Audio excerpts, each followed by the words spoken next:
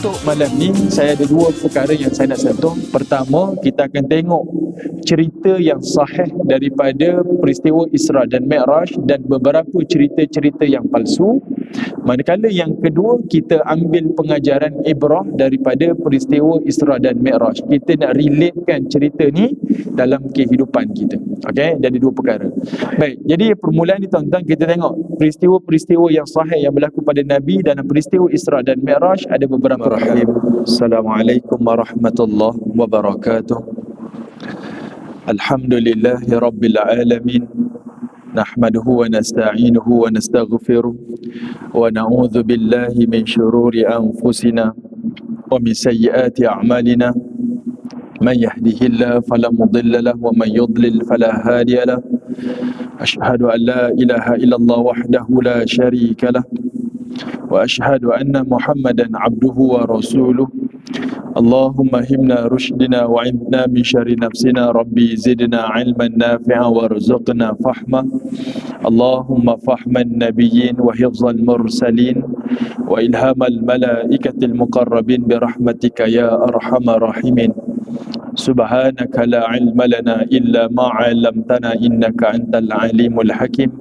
Wala haula wala quwwata illa billahil aliyyil azim. Amma ba'. Alhamdulillah, pertamanya kita syukur pada Allah Subhanahu wa taala diberikan kita kesempatan untuk malam ini sama-sama kita dapat tunaikan solat fardu secara berjemaah dan juga direzekikan kepada kita untuk sama-sama kita dapat duduk di dalam majlis ilmu.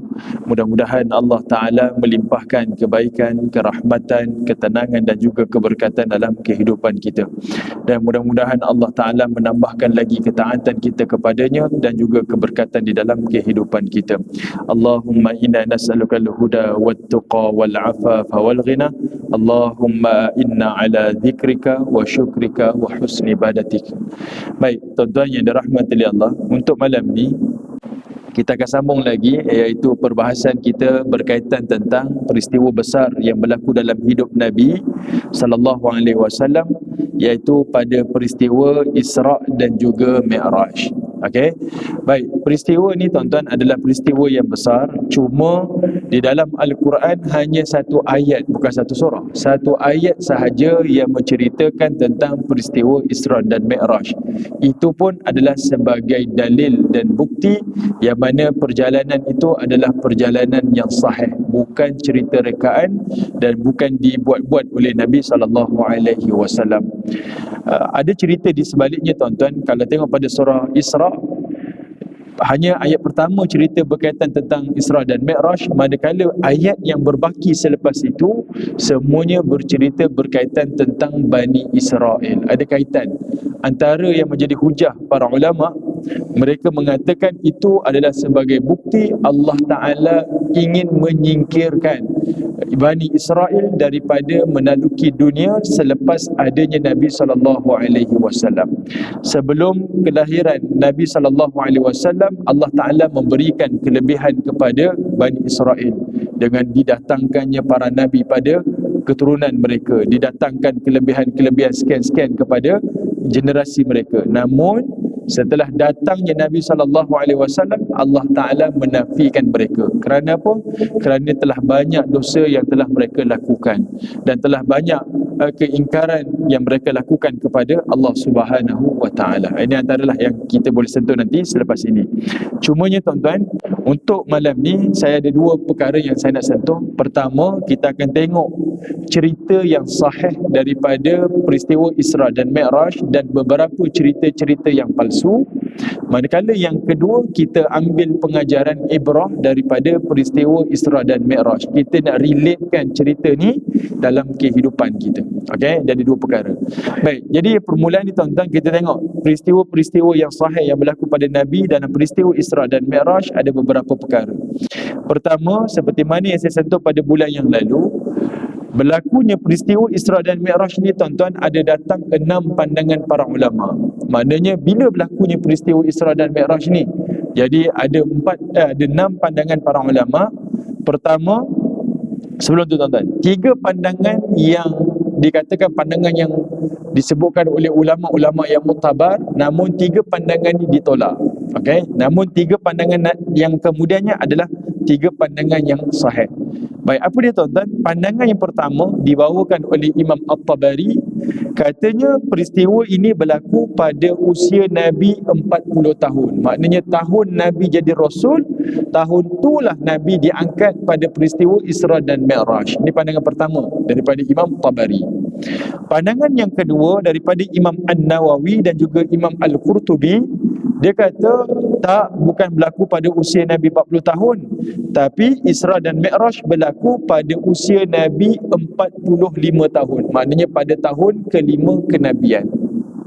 Manakala pandangan yang ketiga pula, dia kata bukan pada tahun pertama, bukan tahun kelima, tetapi berlaku pada tahun yang ke-10 kenabian, jatuh pada 27 Rejab, pada bulan Rejab. Ini yang biasa kita yang jadi pegangan kepada masyarakat kita, sambut Isra Mi'raj pada bulan Rejab, khususnya pada 27 Rejab. Pandangan ni adalah pandangan daripada Allamah Al-Mansufuri. Baik, tiga pandangan ni tuan-tuan hakikatnya adalah tiga pandangan yang tertolak. Ni dari sudut perbahasan tuan-tuan, bukan nak kata dia salah dia betul, tidak. Di perbahasan nak cerita para ulama silam tuan-tuan buat kerja mereka betul-betul mensahihkan, cuba mentahqiqkan, nak edit betul ke tidak peristiwa ni berlaku pada sekian-sekian tarikh. Jadinya tuan-tuan, tiga pandangan yang saya sebutkan tadi tuan-tuan, kenapa ditolak? Sebab tiga-tiga pandangan ni berlaku semasa Khadijah masih lagi hidup. Khadijah wafat pada tahun ke-10 kenabian Nabi, pada tahun ke-10 kenabian, iaitu pada bulan Ramadan. Jadi tiga pandangan tadi tuan-tuan berlaku sebelum kewafatan Khadijah binti Khuwailid. Yang paling dekat tadi Al-Mansufuri, dia kata 27 Rejab. Ini 2 bulan sebelum kewafatan Khadijah binti Khuwailid. Kenapa tuan-tuan mereka mengatakan seperti itu? Sebab bila Nabi naik Isra dan Mi'raj, maka telah terlaksanalah kefarduan solat 5 waktu. Sedangkan para ulama sirah semuanya sepakat solat 5 waktu ini hanya berlaku difardukan setelah Khadijah wafat. Sepanjang hayat Khadijah tidak ada pelaksanaan solat 5 waktu. Yang ada hanya 2 waktu sahaja, pada waktu pagi dan juga pada waktu petang. Setelah Khadijah wafat baru berlakunya solat 5 waktu. Maknanya telah berlakunya Isra dan juga Mi'raj. Jadi tiga pandangan ni dah tertolak. Tiga pandangan yang lebih kuat tuan-tuan, pertama iaitu kata mereka berlaku pada tahun yang ke-12 kenabian. Nabi hijrah tahun ke-13. Tahun yang ke-12, tahun yang sebelum itu katanya berlaku pada bulan Ramadan. Pandangan yang kedua kata dia berlaku pada tahun yang ke-13 kenabian. Maknanya Nabi hijrah pada bulan Safar. Bulan Muharram, bulan sebelum tu, ini berlakunya peristiwa Isra dan Mi'raj, sebulan sebelum Nabi hijrah. Manakala pandangan yang ketiga pula, katanya Nabi SAW Isra dan Mi'raj iaitu pada bulan Rabiul Awal, 13 tahun yang ke-13 kenabian Nabi Islam. Nabi hijrah tahun yang ke-14 kenabian, sebab Nabi 13 tahun dakwah dekat kota Mekah. Tahun ke-14 baru Nabi berhijrah. Jadinya tadi kata bulan Muharram, setahun sebelum Nabi hijrah, iaitu pada bulan Muharram. Pandangan yang ketiga pula kata dia berlaku pada bulan Rabiul Awal, pada tahun yang ke-13 kenabian. Baik, tiga pandangan yang kuat ni tuan-tuan, dia berlaku sama ada bulan Ramadan, sama ada berlaku bulan Muharram, sama ada berlaku pada bulan Rabiul Awal. Okey, ini pandangan daripada para ulama, khususnya para ulama sirah. Jadinya tuan-tuan, sempena kita bulan Muharram tahun ni, kena sangatlah kita cerita berkaitan tentang Rabiul Awal. Mungkin tuan-tuan kata kenapa tak cerita hijrah kan? Tapi kalau nak ikutkan, memang kita punya flow memang sedang kita menuju kepada sirah Nabi ni sedang kena pada bulan Isra dan Mi'raj. Kena pula pada bulan Muharram pula. Jadi nanti tuan-tuan bulan Safar bolehlah tuan-tuan bercerita berkaitan tentang hijrah Nabi SAW. Sebab Nabi keluar daripada rumah Nabi pada peristiwa hijrah iaitu pada 27 Safar. Dan Nabi sampai ke kota Madinah iaitu pada bulan Rabiul Awal. Okey, ini dari sudut tarikh lah. Baik, perkara yang pertama berlaku pada Nabi SAW pada malam Isra dan Mi'raj. Okey tuan-tuan, sebelum berlaku Isra dan Mi'raj, ada 4 perkara telah berlaku pada Nabi, dan 4 perkara inilah menjadi asbab Allah angkat Nabi pada malam Isra dan Mi'raj. Apa dia tuan-tuan? Pertama, iaitu Nabi dipulaukan 3 tahun oleh Quraisy. Kita dah sentuh dah pada bulan-bulan sebelum ni. 3 tahun tuan-tuan dipulaukan. Tak ada urus niaga, tidak ada muamalah, tidak ada minum-minum petang, tidak ada perbualan di antara orang muslimin, keturunan Bani Hashim dan juga Bani Al-Muttalib dengan orang-orang Quraisy yang lain. Tidak dibenarkan. Mereka dipulaukan 3 tahun. Yang kedua iaitu kewafatan Abu Talib, pakcik Nabi SAW, yang mempertahankan Nabi sampai ke akhir hayat Nabi SAW. Masa peristiwa dipulaukan ni tuan-tuan, ni boleh kata peristiwa yang agak mendukacitakan Nabi. Saya hanya cerita dakwah saja, mengajak kamu menuju kepada Tuhan yang benar, tapi kamu boikot saya, kamu pulaukan saya. Sedih pada diri Nabi SAW. Kedua, kewafatan Abu Talib. Datang lagi satu lagi peristiwa yang menyedihkan Nabi SAW. Tuan-tuan bayangkan, masa Abu Talib ni wafat, hampir-hampir wafat tuan-tuan, Nabi SAW ni duduk di sebelah Abu Talib, minta pada Abu Talib, ucap kalimah La ilaha illallah. Ucaplah wahai pakcikku, walaupun sekali La ilaha illallah. Mudah-mudahan ini menjadi hujah aku depan Allah di akhirat untuk bela kamu. Cukup sekali saja. Tapi Abu Talib enggan. Kerana apa? Kerana keimanannya ketika itu adalah kepada berhala-berhala yang mereka imani, agama kepada nenek moyang mereka. Cukup masa tu. Nabi minta, bila Abu Talib wafat saja tuan-tuan waktu itu, sedihnya Nabi sebab inilah pakcik yang membelanya, yang menjaganya daripada kecil. Bahkan Abu Talib tuan-tuan melebihkan Nabi daripada anak-anak dia. Kalau orang tanya pada Abu Talib, ni siapa si fulan ni? Dia akan kata, ini anakku. Dia takkan kata, ini anak saudaraku. Sayangnya Abu Talib pada Nabi tuan-tuan lebih daripada segalanya, lebih daripada keluarganya. Sebab itu Nabi sedih kewafatan Abu Talib adalah ketika dia berada di dalam keadaan kufur kepada Allah Ta'ala. Ketiga, iaitu kesedihan yang ketiga, kewafatan Khadijah lebih kurang 3 hari selepas kewafatan Abu Talib tuan-tuan, yang mana Khadijah ni antara orang yang sangat berperanan di dalam kehidupan Nabi SAW. Nabi tuan-tuan, ada satu hadis yang mana Aisyah sebutkan, Nabi pernah duduk solat di dalam rumah Nabi, tiba-tiba ada seorang wanita memberi salam di rumah Nabi, dan Nabi dengar suara tersebut. Nabi sangka itu adalah Khadijah. Ini peristiwa berlaku setelah Khadijah wafat. Nabi dengar, Nabi kata, aku sangka itu adalah Khadijah. Yang datang rumah Nabi itu tuan-tuan adalah saudara kepada Khadijah, adik Khadijah. Okey, tapi suaranya seakan-akan, dan Nabi sangka. Nabi segerakan solat Nabi SAW dan Nabi cepat-cepat pergi bertemu, dan kata Nabi SAW, suara kamu memang seakan-akan suara Khadijah. Masa tu tuan-tuan, Aisyah marah sungguh lah. Aisyah kata, cukuplah ingat kepada wanita yang tua tu, cukuplah, cukup sangat dah. Bukankah kau telah digantikan dengan isteri yang lebih baik, iaitu akulah, Aisyah. Tapi kata Nabi SAW, Khadijah itu lebih baik daripada segalanya. Nabi sebut ada 4 kebaikan Khadijah tuan-tuan. Ini ceritanya tuan-tuan. Yang pertama, itulah yang istimewa tuan-tuan. Jangan cari yang kedua, yang ketiga, yang keempat. Yang pertama itulah yang istimewa. First love kita kan. Itulah yang utama. Sebab itu Nabi sebut. Pertama kata Nabi, Khadijah, dialah yang membenarkan aku, dialah yang beriman kepada aku ketika mana orang tidak beriman kepada aku. Yang kedua, dialah yang membenarkan aku ketika mana orang mendustakan aku. Ketiga, dialah yang memberi bantuan dana kewangan kepada dakwah aku ketika mana orang menahan hartanya daripada infak kepada aku. Dan yang keempat kata Nabi SAW, melalui Khadijah lah aku diberikan generasi, iaitu diberikan zuriat, anak-anak, tidak kepada isteri-isteri yang lain. Ini 4 kelebihan Khadijah yang membuatkan Aisyah tak cakap banyak tuan-tuan. Sebab itu ada pada Khadijah, tidak ada pada isteri-isteri yang lain. Sebab itu bila wafatnya Khadijah tuan-tuan, Nabi sangat-sangat duka cita. Sebab ini antara orang awal, tonggak awal ketika Nabi mula-mula melaksanakan dakwah Nabi SAW.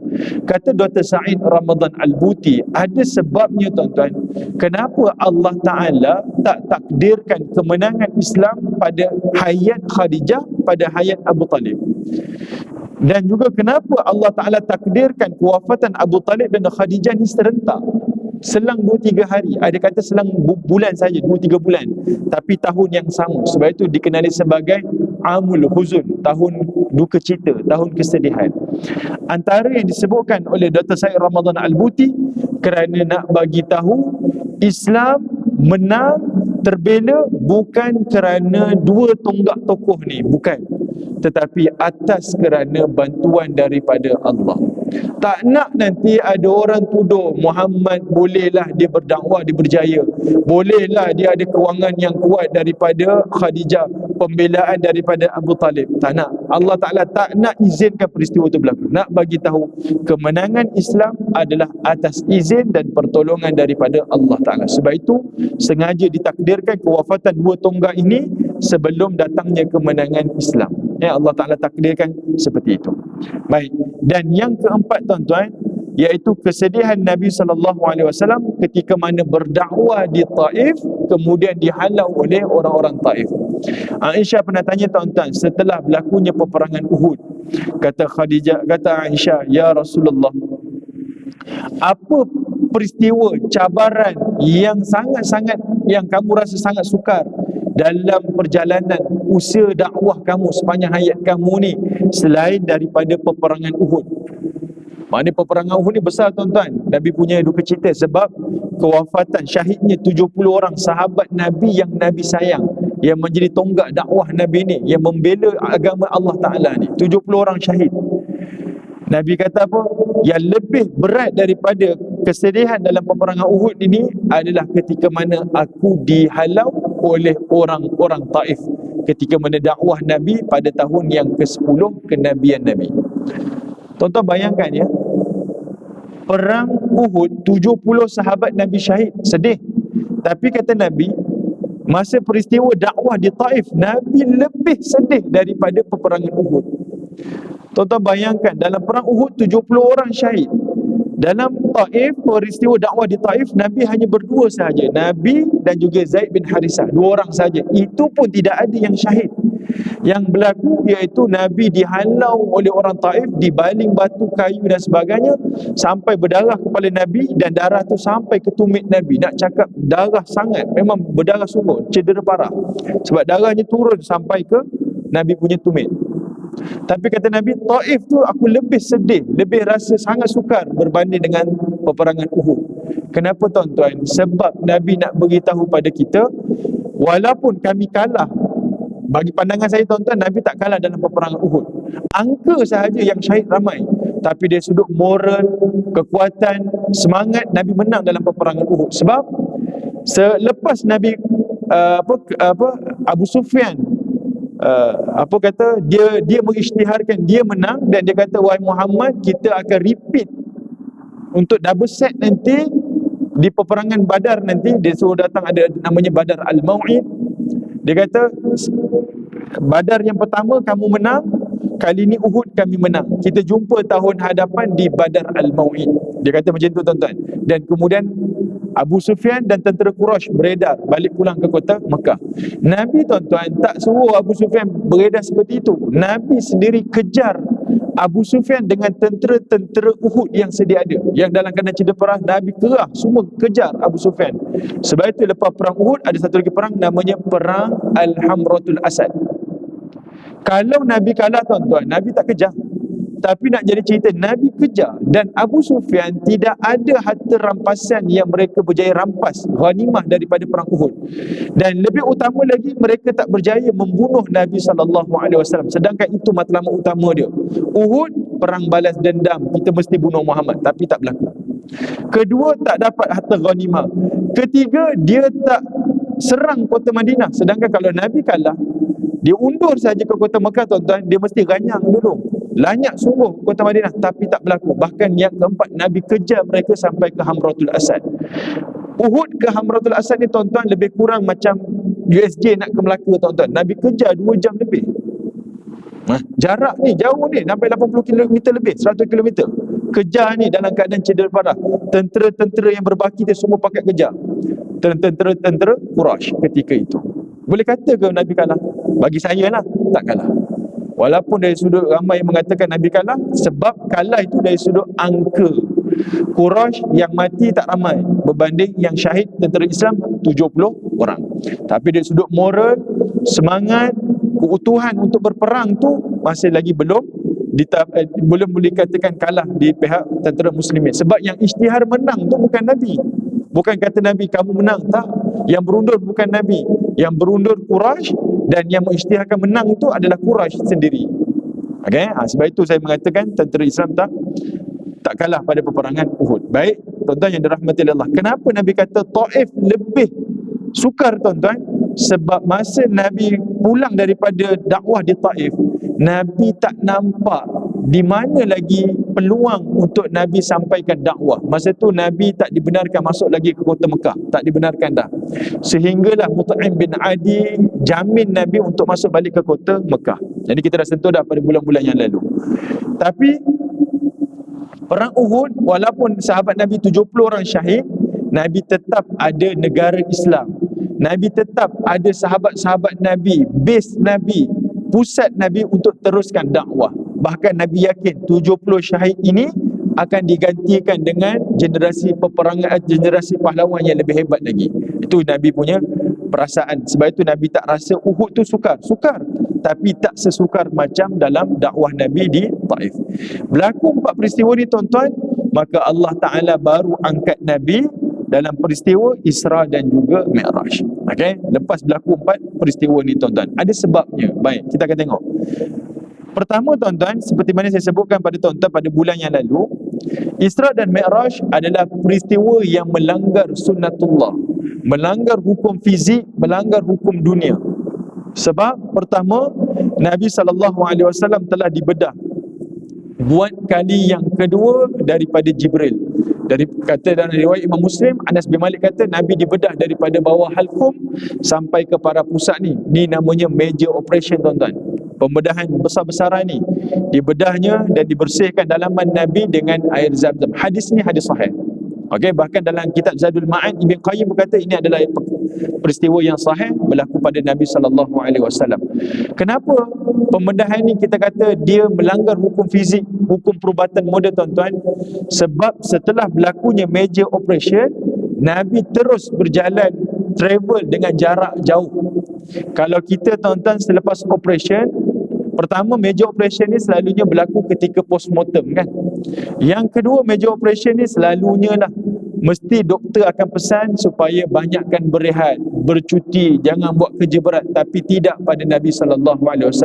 Malam tu juga Nabi travel dengan perjalanan yang jauh sampai Palestin, naik ke Sidratul Muntaha, turun balik dan patah balik ke kota Mekah, sampai kota Mekah sebelum subuh esok. Maknanya perjalanan kurang daripada 8 jam. Maknanya sangat memenatkan dan sangat jauh. Ni menyanggah hukum akal kita. Itu pertama. Kedua, Nabi SAW menaiki Burak. Okey, menaiki Burak. Burak ni, tuan-tuan, dipanggil sebagai Burak sebab 2 perkara. Pertama, kerana warnanya putih, dan yang kedua, Burak ini kelajuannya lebih laju daripada cahaya. Tuan-tuan pernah tengok tak? Tak silap saya 2015 ke 2017, Red Bull dia ada buat satu challenge. Dia terjun daripada angkasa tu. Tuan-tuan tengok YouTube, dia terjun daripada angkasa. Dia naik ke angkasa lepas, kemudian dia buat terjunan daripada atas ni, di angkasa ni turun sampai ke bumi. Kelajuan astronaut ni, tuan-tuan, masa dia terjun sampai ke bumi ni, kelajuan dia lebih laju daripada kelajuan bunyi. Laju sungguh lah. Sebab tak ada orang boleh challenge kelajuan cahaya. Kelajuan bunyi tu maknanya laju. Astronaut ni turun, tuan-tuan, dengan kelajuan lebih laju daripada kelajuan bunyi. Dia lompat daripada space sampai ke bumi ni. Ni Red Bull punya challenge. Tuan-tuan boleh Google lah, tengok kat YouTube. Nabi punya Burak, tuan-tuan, kelajuannya lebih laju daripada cahaya. Kalau kita belajar sains, antara bunyi dan cahaya, cahaya lebih laju daripada bunyi. So, kalau tu tuan-tuan buat sedikit eksperimen, tuan-tuan buka torchlight dengan tuan-tuan jerit daripada jarak jauh. Cahaya lebih cepat sampai berbanding suara orang yang menjerit. Okay, ini kita ujilah antara kelajuan cahaya dengan kelajuan bunyi. Baik, burak ni tuan-tuan lebih laju daripada cahaya. Dan burak ini adalah kelajuan ataupun ciptaan Allah yang menyanggah hukum akal. Sebab mana-mana teknologi manusia yang mencipta kenderaan yang laju mesti menghasilkan bunyi yang paling kuat, bingit, yang boleh mendatangkan mungkin keretakan, pecah dan sebagainya. Sebab tu tuan-tuan tengok orang main F1 semua pakai itu kan. Orang apa lagi? Jet ke, kapal terbang ke, Ferrari ke, semuanya menghasilkan enjin bunyi yang sangat kuat. Tapi burak tuan-tuan, tidak ada rekod yang mengatakan kelajuan dia itu sampai rumah pecah, cermin pecah, rumah runtuh, manusia mati, manusia pekak kerana kelajuan burak.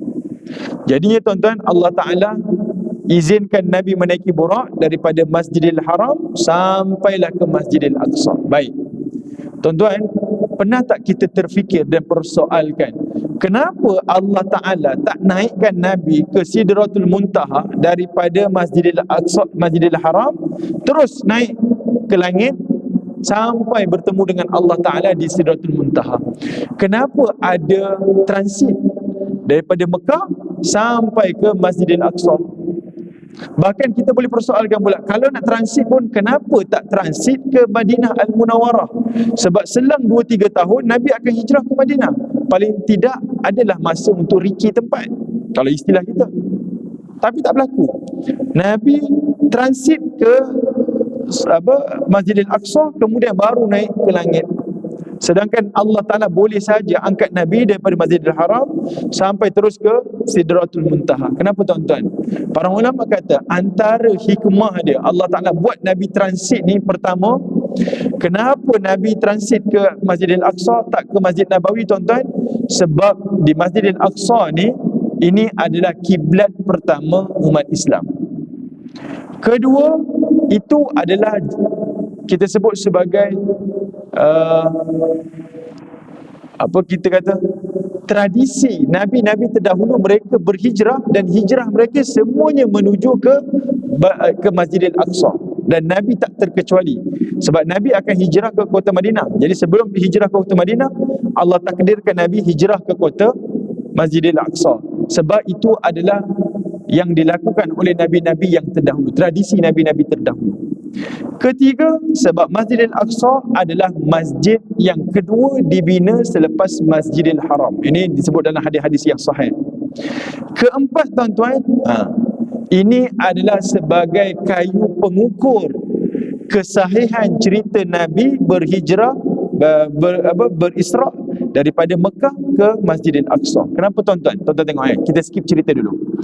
Masa Nabi turun daripada langit sampai ke Masjidil Aqsa, pulang ke kota Mekah, esok pagi tuan-tuan, Nabi duduk termenung. Tuan-tuan baca dari riwayat sahih, riwayat Bukhari.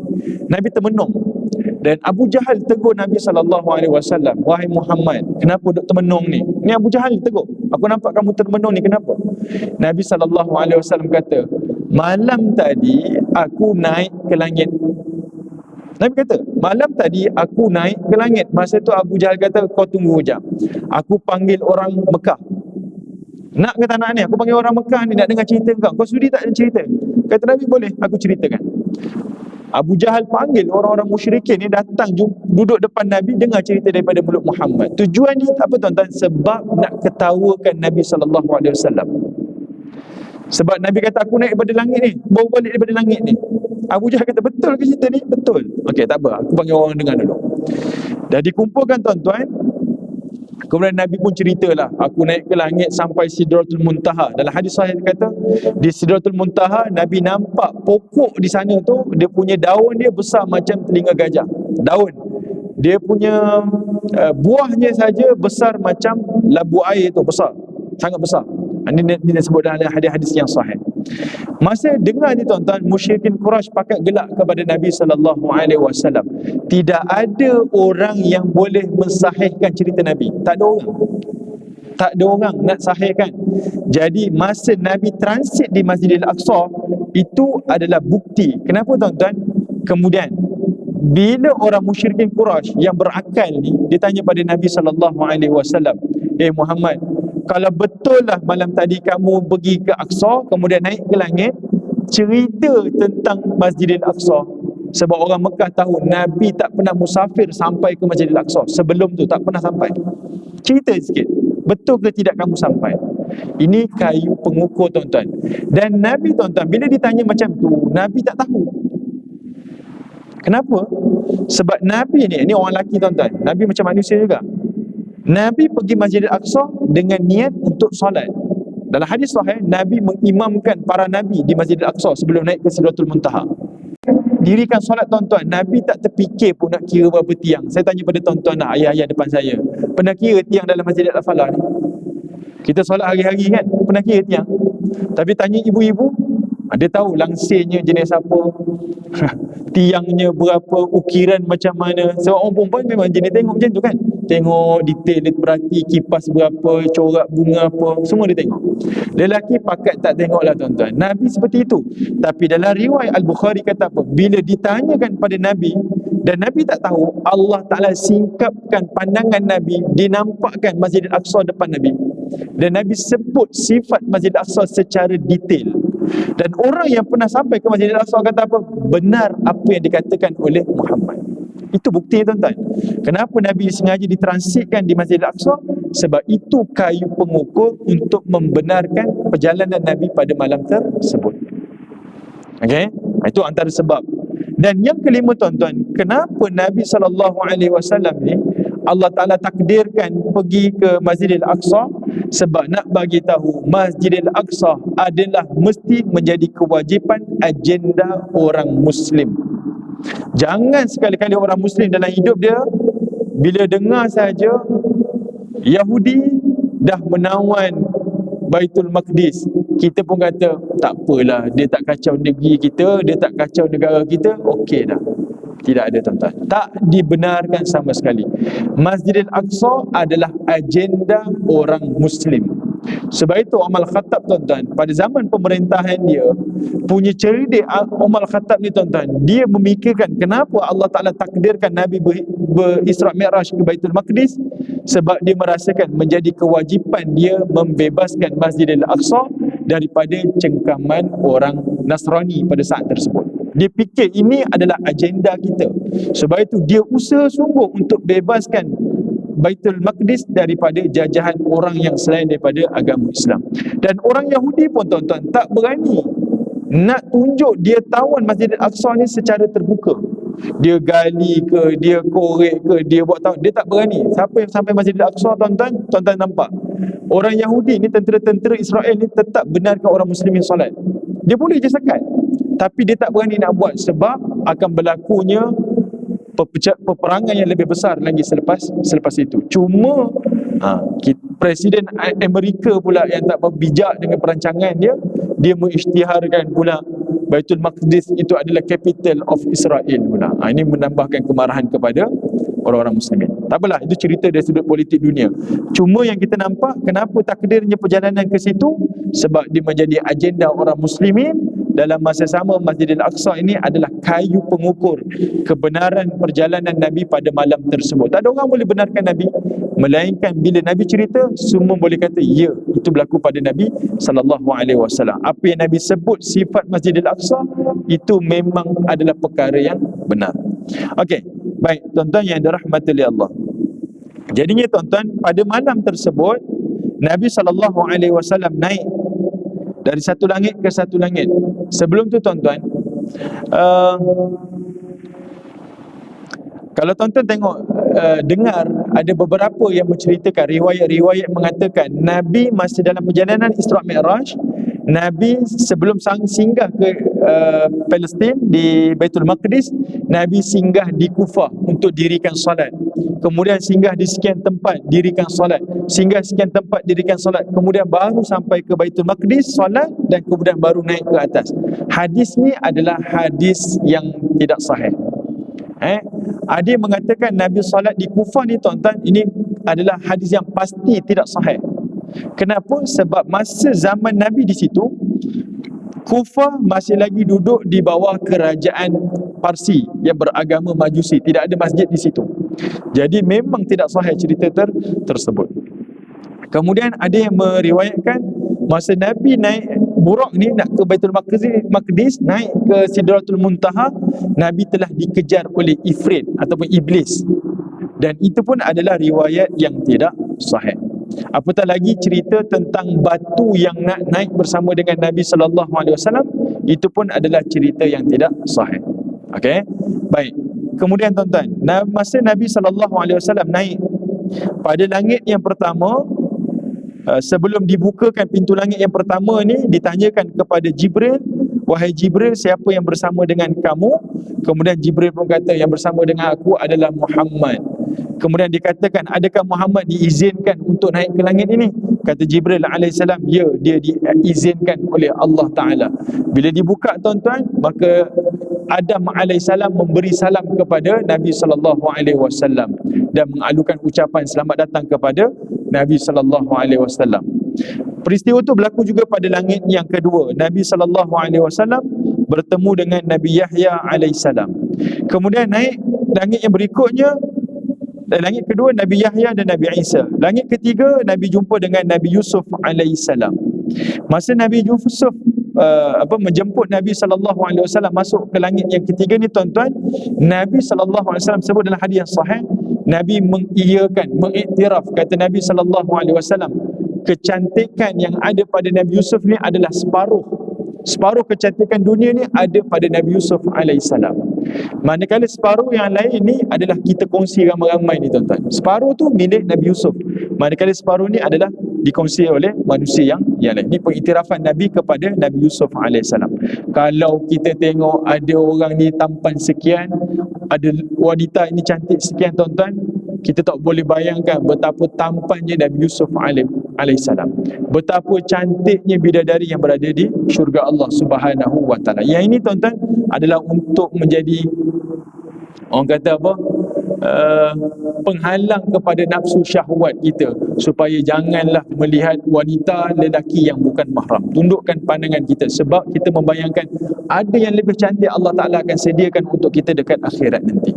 Kalau Nabi Yusuf dapat separuh kecantikan, maknanya lelaki yang kita nampak tampan ni tak setampan manalah tuan-tuan, ada yang lebih tampan lagi. Kalau ada gadis yang sangat cantik, bayangkanlah ada bidadari yang lebih cantik, Allah Ta'ala akan perhiaskan untuk mereka di dalam syurga Allah Subhanahu wa taala nanti. Okey. Baik, kemudian tuan-tuan, naik langit yang kelima, Nabi jumpa dengan Nabi Idris alaihissalam.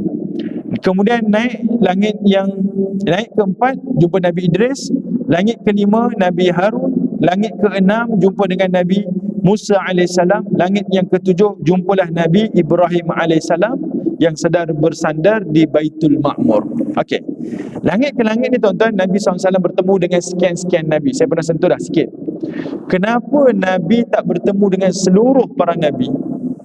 Hanya Nabi-Nabi yang tertentu sahaja. Dan setiap langit tu tak mengikut turutan. Mula-mula Adam, kemudian Yahya dan Isa, kemudian baru Nabi Yusuf, kemudian baru Nabi Idris, kemudian baru Harun, Musa, kemudian baru Nabi Ibrahim. Kalau ikutkan turutannya itu tak mengikut zaman mereka. Yang ini tuan-tuan, kita istilahkan pertemuan Nabi SAW dengan Nabi-Nabi ini mengikut langit-langit ini adalah seperti blueprint. Ini adalah perkara yang akan berlaku kepada Nabi SAW selepas Nabi turun daripada peristiwa Isra dan Mi'raj. Contoh tuan-tuan, dalam hidup Nabi Adam alaihissalam, Adam telah dikeluarkan oleh Allah daripada syurga, turun ke bumi. Nabi SAW habis peristiwa Isra Mi'raj, apa berlaku pada Nabi? Nabi telah keluar daripada Mekah, pergi duduk dekat kota Madinah Al-Munawwarah. Dia copy paste cerita tu balik. Jadi Nabi ni tidak ada panduannya, pengajarannya terus direct daripada Allah, dan itu pengajaran daripada Allah Ta'ala. Apa yang berlaku dalam hidup kamu ni telah berlaku pada Nabi-Nabi terdahulu. Ambil pengajaran daripada Nabi terdahulu. Dalam masa yang sama tuan-tuan, kenapa Allah Ta'ala pertemukan Nabi dengan para Nabi pada malam tersebut adalah untuk menunjukkan kesamaan Nabi dengan Nabi-Nabi yang terdahulu. Setelah Nabi ada 4 peristiwa yang sedih pada Nabi SAW, bila bertemu dengan Nabi-Nabi ini, seolah-olahnya nak bagi tahu, wahai Muhammad, kamu tidak bersendirian. Nabi-Nabi terdahulu, senior-senior kamu telah melaluinya dan mereka berjaya.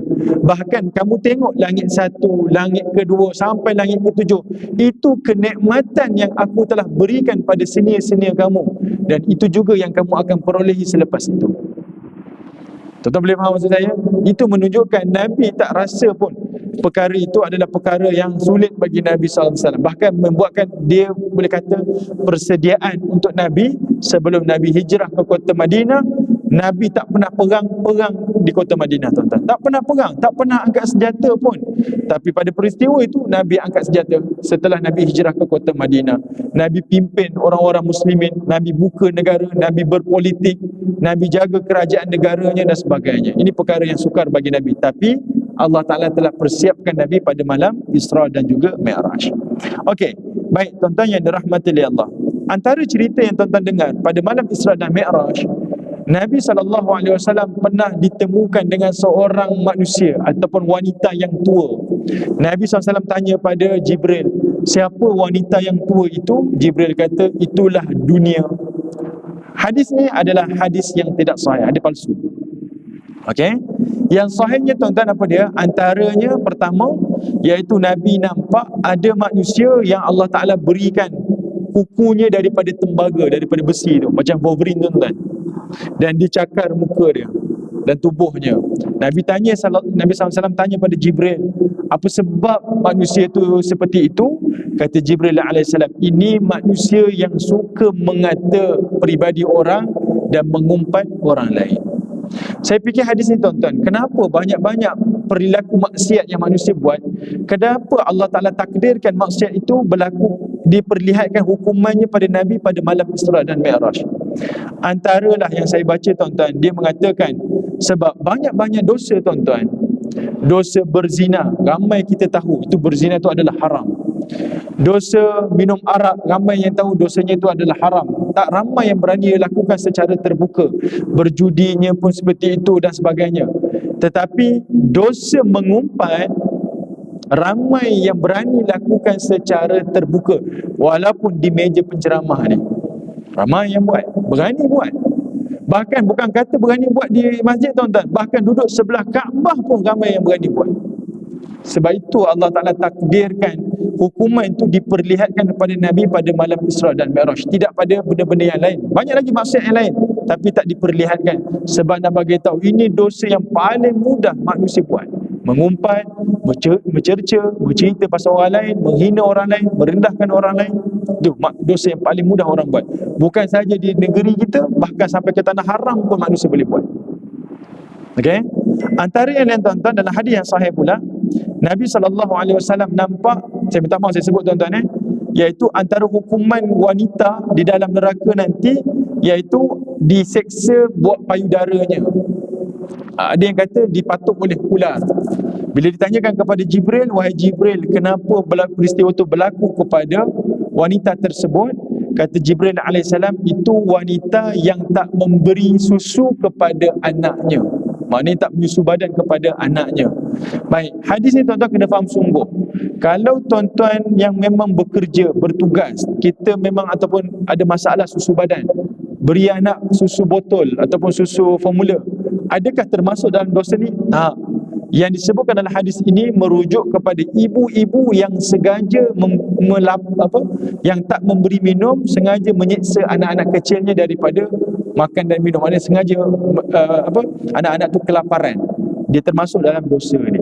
Dia sengaja tak memberi minum kepada anak tersebut.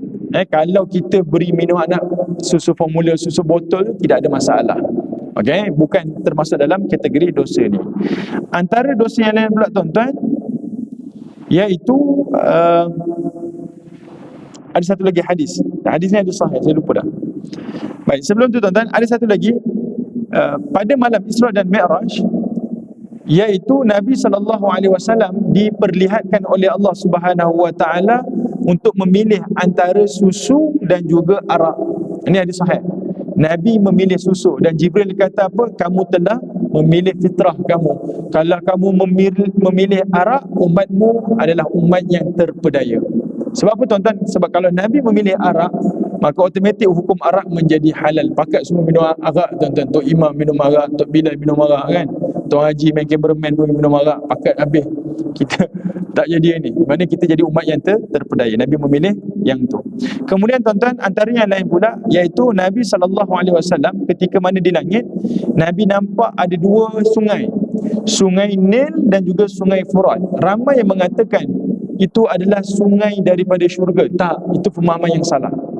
Sungai Nil dan Sungai Furat ni tuan-tuan bukanlah merujuk kepada dua sungai daripada syurga, tapi Allah Ta'ala nampakkan Nabi pada malam tersebut nak beritahu sepanjang laluan Sungai Nil dan Sungai Furat ni, sepanjang itulah risalah nubuah kamu diterima oleh umat yang duduk berhampiran tu. Sebab itu kita tengok daripada Mesir tuan-tuan, Jordan, Iraq, Jordan sampai ke Mesir, turun sampai ke Bahrain, Oman ke semua tu, negara-negara Teluk ni semuanya Muslim, negara majoriti Muslim. Nak membuktikan Muhammad, kamu jangan sedih, kamu ditolak oleh musyrikin Quraisy, ditolak oleh Taif. Kamu nampak dua sungai yang besar ini, majoriti mereka akan membenarkan nubuah kamu. Ini mendatangkan kegembiraan kepada Nabi SAW. Baik, kita ada waktu isyak lagi kan? Berapa minit Ustaz? Sikit lagi. Baik. Tuan-tuan yang dirahmati oleh Allah.